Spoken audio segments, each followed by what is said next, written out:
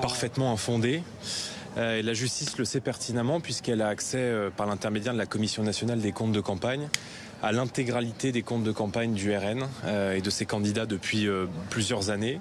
L'intégralité des comptes de campagne de mon mouvement et de ses candidats ont été validés lors des élections qui sont précisément concernées par ces griefs. Nous n'avons non seulement rien à nous reprocher, mais la Commission nationale des comptes de campagne dispose déjà des différents justificatifs. Donc, je veux dire à nos électeurs et je veux dire aux Français qui nous regardent et qui nous écoutent ce soir que tout sera mis en œuvre pour nous empêcher d'arriver au pouvoir. Le harcèlement et l'acharnement judiciaire, politique et financier que subit le Rassemblement national est inédit sous la Ve République et aucun autre mouvement politique n'a subi un acharnement. Oh là là, quel menteur! Le siège de la France Insoumise a été perquisitionné, frère! Le fameux « La République, c'est moi !» Arrêtez, LFI aussi, ils ont été perquisitionnés, sale menteur, ça y est, toi aussi, là. Aussi dur et aussi violent. Les locaux du Rassemblement national ont été perquisitionnés tout au long de la journée. L'intégralité des ordinateurs, des boîtes mail de mes collaborateurs ont été aspirés par les policiers de la brigade financière. Aspirés ? Ce soir, le Rassemblement national n'a donc plus de secret pour personne puisque des magistrats ont décidé d'aspirer les données du premier parti d'opposition et je crois que ça pose un véritable problème. Est-ce que vous aviez des secrets jusqu'à présent? Mais nous n'avons rien à cacher. Je suis à la tête d'un mouvement politique qui depuis... En vrai, heureusement qu'il y a des perquisitions comme ça, les mecs, hein, parce qu'il faut savoir que comme on interdit, ça c'est une question qu'on peut se poser, les mecs, hein, le fait que les prêts bancaires aux partis politiques ils sont invalidés par les banques, ils évitent de prêter leur argent au Rassemblement national, ils vont aller récupérer l'argent ailleurs. Il y a des prêteurs, je crois que c'est des Saoudiens. Il y a des Saoudiens qui ont prêté de l'argent à Bardella et toute sa clique. D'ailleurs, je crois que c'était en 2019. Et moi, ce qui me tabasse avec cette histoire, les amis, c'est que les Arabes de France, bon, ça pose problème. Mais par contre, les Saoudiens, bon, ça récupère le cash. Il n'y a plus de Muslim Brothers. Il n'y a plus de « Ah, ils sont dangereux. Ah, l'idéologie islamiste, blablabla. » Là, il n'y a pas de problème pour récupérer l'argent du Qatar. Hein. Il n'y a aucun problème. Mais bon, toute l'hypocrisie, ces mecs. Hein. Le racisme, c'est que pour les pauvres. Je te jure, mon gars. Dès que l'arabe, il est un peu mieux classé dans la société. Bon, c'est pas nos ennemis, mais par contre, les arabes au SMIC, oula. Puis sa création est lasérisée, étudiée, regardée matin, midi et soir. Donc, nous n'avons strictement rien à nous reprocher. Et permettez-moi quand même... 4 millions d'euros de sommes indûment perçues. Non, on parle pas... Non, pardon, monsieur, on ne parle pas de cette affaire. Bon. Mais on pourra parler, si vous voulez, de cette affaire. J'ai aucune difficulté. Et permettez-moi... Ah, ils sont pas perquisitionnés pour l'affaire des... Attends, ils sont perquisitionnés pourquoi, les mecs? J'aimerais bien... Attendez, je vais essayer de me renseigner, là. Pourquoi ils ont été perquises? Quand même de m'étonner de la concomitance de parution de ces différentes affaires. Depuis plusieurs années, les banques françaises refusent d'accorder des prêts au Rassemblement national pour financer ces campagnes électorales. Par conséquent, nous avons été contraints... Il a été débunké, Jordan Bardella. Il a été débunké par Twitter. Depuis ce matin, blablabla, ils ont été perquisitionnés du jamais vu sous la Ve République. Rectification, la perquisition d'un parti politique est déjà arrivée à plusieurs reprises sous la Ve République. Le PS en 92, l'UMP en 2014, Modem en 2017, LFI en 2018, Renaissance en 2022 avec l'affaire McKinsey. Avec toutes les sources journalistiques. Non, Bardella, vraiment. Hey, c'est vraiment des crybaby, hein. Les gars, je vous jure, c'est des putains de crybaby. C'est une dinguerie quand même. Et il en manque encore, bah tu vois, pour une fois, Tao, il est pas chiant ce soir ou là, hein, c'est bizarre quand même, hein. Cry baby, bro. De solliciter les Français qui, par des systèmes de prêts, des Français lambda honnêtes, des braves gens, prêtent aux élections au Rassemblement national par l'intermédiaire de conventions de prêt. Ce système de prêt, il est légal.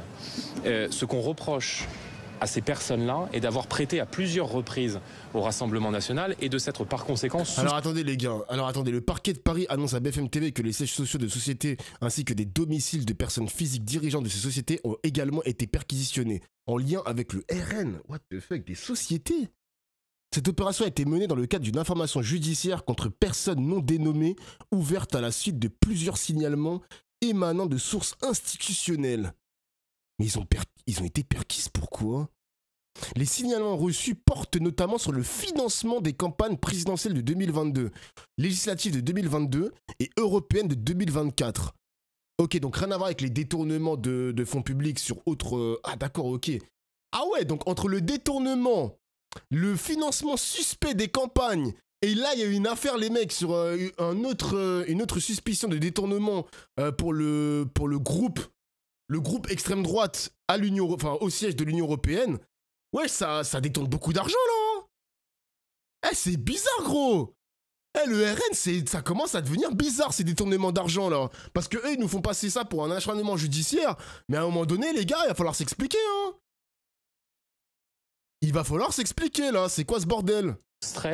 Au rôle qui serait celui d'un établissement bancaire. Bizarre. Tout cela est invraisemblable, je vous le dis très honnêtement, tout cela est invraisemblable. Et si l'objectif de cette procédure était simplement de bénéficier, de regarder les conventions de prêt, alors il suffisait soit de les demander au président du Rassemblement national, soit simplement de se tourner vers la Commission nationale des comptes de campagne qui a fait l'objet de ce signalement.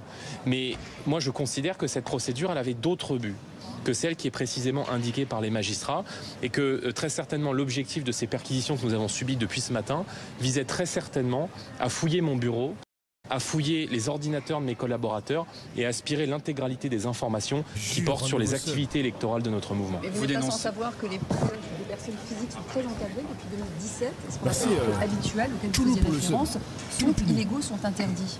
Est-ce que vous assumez y avoir eu recours, ce que vous venez de dire? Alors pourquoi la Commission nationale des comptes de campagne a-t-elle validé à la fois mon compte de campagne des européennes, mais l'intégralité des comptes de campagne aux élections régionales, présidentielles, et en l'occurrence sur ce sujet aux élections législatives? Donc on ne peut pas d'un côté valider des comptes de campagne et venir quelques années après expliquer que les prêts que nous avons consentis étaient illégaux. Mais soit on explique qu'un prêteur, qu'un particulier ne peut pas prêter à un mouvement politique, et à ce moment-là, c'est inscrit noir sur blanc dans la loi. Vous savez bien qu'il y a un flou juridique autour de cette notion, et que précisément la notion de prêteur régulier fait précisément l'objet d'une zone grise sur le plan juridique. Et si les prêts que nous avons consentis auprès de particuliers étaient illégaux, alors à ce moment-là, il ne fallait pas valider les comptes de campagne. Or, non seulement ces conventions de prêt ont été approuvées.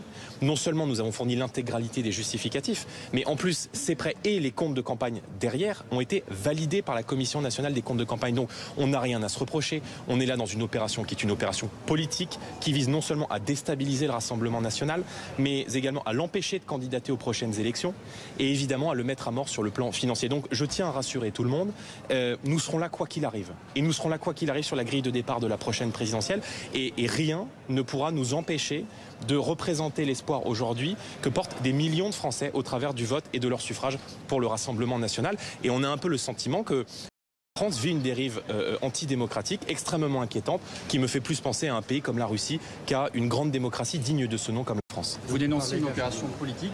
Qui est derrière, selon vous?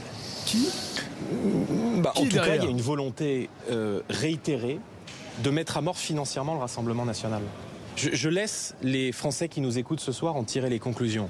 Mais au final, vu que Marine Le Pen, elle est éclaboussée par cette affaire, les mecs, il n'y a peut-être même pas besoin de dissoudre l'Assemblée nationale. Hein. Parce que je vous rappelle que la dissolution de l'Assemblée nationale, c'est la mise à mort de Marine Le Pen. J'allais dire Marine Le Pen. Marine Le Pen sur le plan de la députation. Elle ne pourra plus, se représenter parce qu'elle est inéligible. Donc Macron, s'il veut donner le coup de grâce, c'est maintenant. Hein. Qu'est-ce que t'attends, Macron? Il est le seul. Il se dit, peut-être qu'il n'y a pas besoin de dissoudre parce que, vas-y, elle est déjà bien bousculée par ses affaires, Marine Le Pen. Hein. Elle est déjà bien bousculée. Mais là, j'avoue que si Macron il peut encore enfoncer le clou, ce serait pas mal. Un peu le sentiment, comme beaucoup de Français ce soir, que dans la France d'Emmanuel Macron, mieux vaut être trafiquant de drogue qu'opposant politique. Ça veut dire que le pouvoir actuel est derrière l'opération que vous dénoncez? En tout cas, nous subissons depuis plusieurs mois et depuis plusieurs années un acharnement politique comme aucun autre mouvement politique ne subit un acharnement. Et encore une fois, rien ne justifie que l'intégralité des données, de la comptabilité, des fichiers de mon mouvement politique se retrouve ce soir entre les mains d'autorités tierces. Vous allez contester cette perquisition? Nous allons protester, nous allons nous défendre comme nous l'avons toujours fait. Des grandes respirations. Mais j'ai compris, comme beaucoup dans mon mouvement politique, que le combat judiciaire faisait partie du combat politique et que je pratiquais une discipline où les règles étaient plus dures pour moi et pour nous qu'elles ne l'étaient pour les autres et pour mes opposants politiques. Merci à vous. Merci. Voilà donc pour cette... Bon. Très bien. Bardella qui s'est expliqué.